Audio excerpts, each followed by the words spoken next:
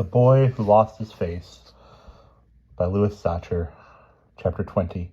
He decided to tell his friends about the curse. "Do you know Felicia Bayfield?" he asked on Friday at recess. "Who?" asked Larry. "I know her," said Mo. "She's this old spacey lady who wears a lot of funny clothes."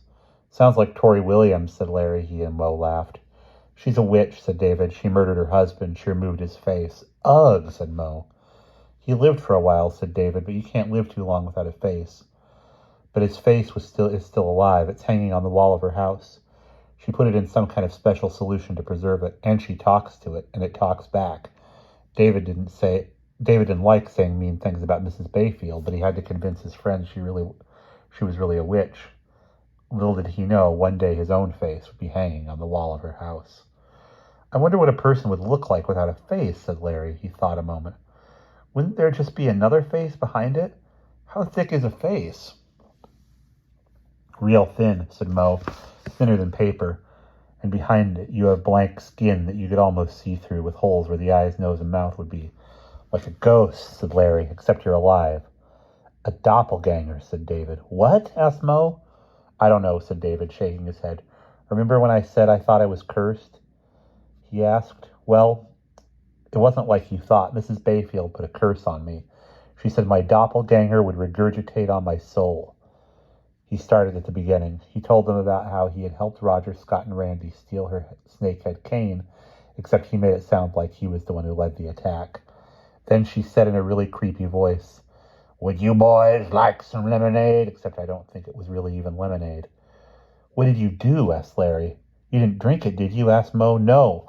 As I was pouring it in my glass, I pretended to trip. Then I knocked her rocking chair over and poured the lemonade right in her face." "All right," cheered Mo. He didn't want to tell them that he had really just stood around while the other boys knocked her over in a chair and poured lemonade on her head.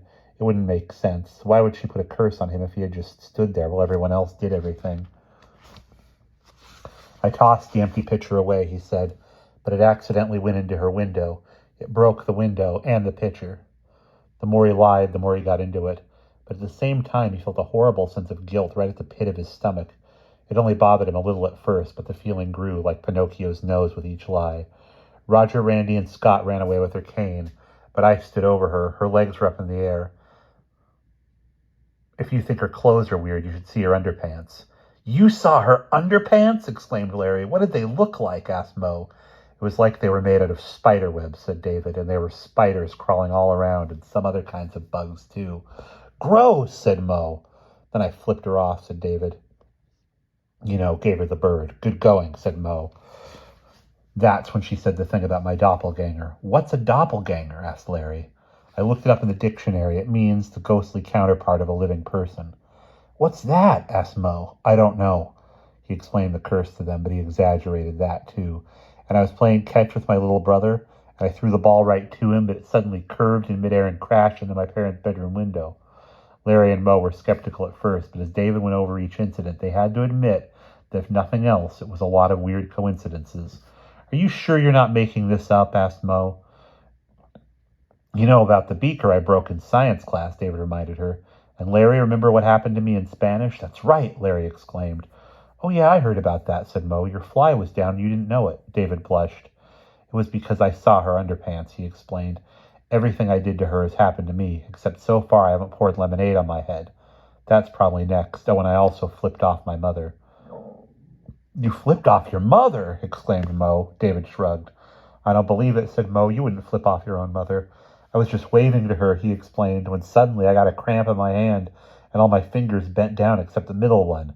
"No," said Mo. It was really no big deal," said David. "It was just a cramp. Besides, it's not such a bad thing to do when you think about it. Why is raising your middle finger any worse than raising any other finger?" "It just is," said Mo. "It's the most horrible thing you can do." "Why?" asked David. "Most people don't know what it means." He turned to Larry. "You've lived in other countries. Do they know what it means there?"